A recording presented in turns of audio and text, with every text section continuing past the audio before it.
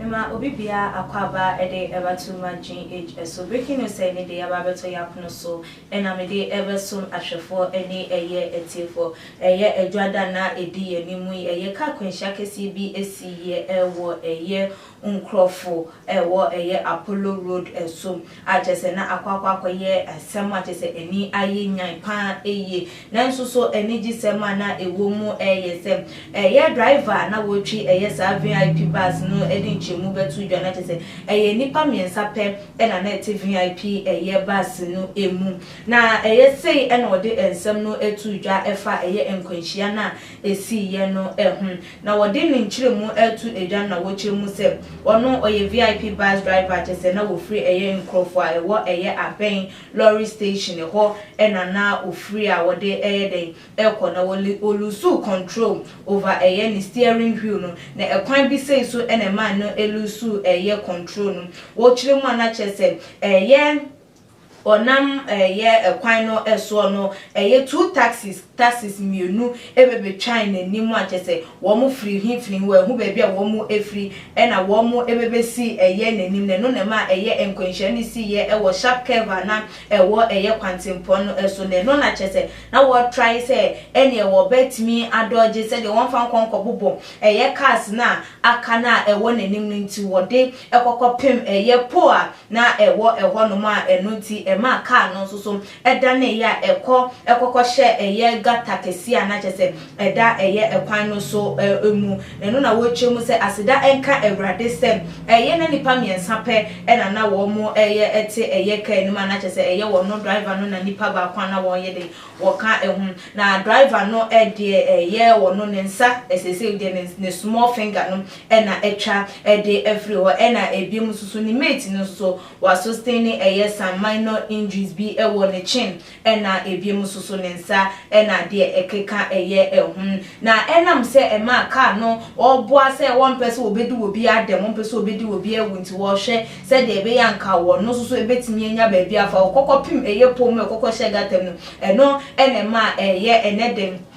ni bonnet car ni bonnet ena ebiem windscreen ne de chese apapai na ebinumu di nsem no etu dwan na wo mo echiremu se de bi Ghana ha say na nse ntem ya enkwanhia ACC de edosun na nse ya STC bus bi a chese kunya kwanhia nipa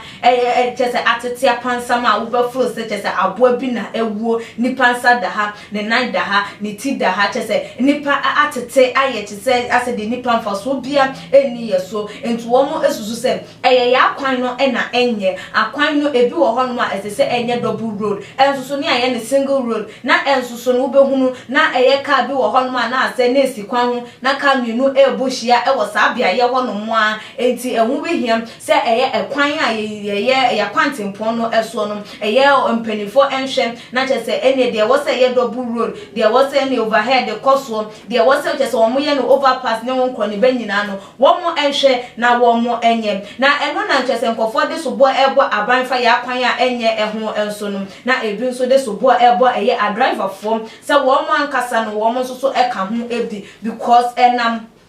womo nam eye kwan no so na nye road signs wo ho no ma womo embu omumfa regulations entoto akwan mu se waduru ha no na traffic light aso red aso yellow na wo hu se be so red bo hu no aso speed mu or pe e de atwem se de be ya eye traffic no enso enchi ne engina e ho no obi wo ho no wa wo hu no se we ya higher se an 50 enso so wonya de se obeduru obeye duru sa 50 wo pe se wonya de won tumirika ebi wo ho no ma ya kire se kwan we ye enti ye ntobo slow down no afi krampo no obi so ni mirika tente asore enti ka ho bi overspeeding any ebiem overtaking ana ebiem so na eye akwan no ye nhihye ye gu akwan no eso na ye mfa endi so driver fo enhwe na wo mu ensua no eno so ka ho na ebiem so a na chese driver fo ba ebi na ankasa no obi wo ho no ma won call driving school wonim ntete road signs krampo onim de ekire na esi efam de wo ho no wonim se we ekire se anase ekire se enti wo hu a ono do flow se chese ye ho na tayen ene ya hye da sa road signs na ba betototo kwan mu ede ma wo mo keke ede beautify ye kwan no eso enti wo no wonim uniti no do beye bia ene wo beye enti ebiem no wo mo esusu se driver for no ye make sure se driver ni bi obetiesi ye kwantempo bia so wo twika ede enkrofo akono yen hwese wono okuta driver's license na ebiem nso so no wonim eye enwoma a ekire se driver ni ewo se wu enyeden enwunu na eno na beboa ama eye nkwanhia ekoso ni nyina no eto etimi etwa na ebusuafo ye free hono mo na ene dey arahusem biem na asa ababeto eja abrant abaya ni din ede eye Francisca Equia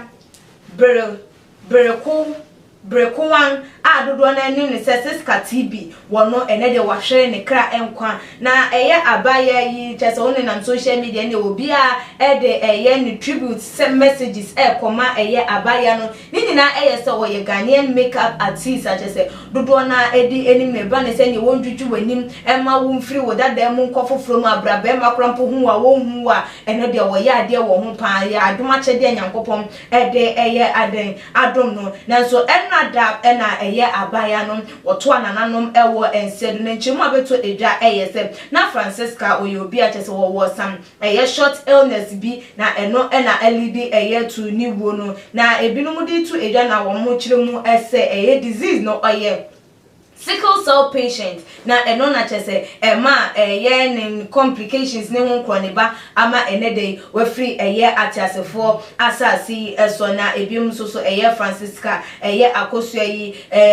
oye old student of eye Archbishop Porter Girls Senior High School ho ena wo wie eye ne secondary school ewo na chese ensem we bebeto dwa ne pictures pa show ewo eye social media eso ede na chese otimi se abaya no oye full of life na ne pictures ababeto edwa no de ebi just a big caption e was here or say the world has a lot going on, but you make the best out of it. Stay happy always. And then for nya just a Ghana ha do na e dia toto wo mo e page so wo mo de e kai eye abaye yi enam enye nyuma pa wo ye nanso so enam eye sefofie anto atananti we free eye atas fasasis wo mo de eye wo mo average chesem ema eye busuafo ene eye wo mo ade ato wo mo eni ebusuafo aha ene brebe mai kwan ama ye de eye nsem no esi wo hwe eye sisi nkwanhia esisi ewo ye man yi emu ne enwoma ekokọ eso wuwu esisi ade na nso betimi aka fa for ade ncheba otuma GH comment section follow yen na biem so subscribe to your channel no sa wonye ya midin ede ekuyes kapada sene ye besane share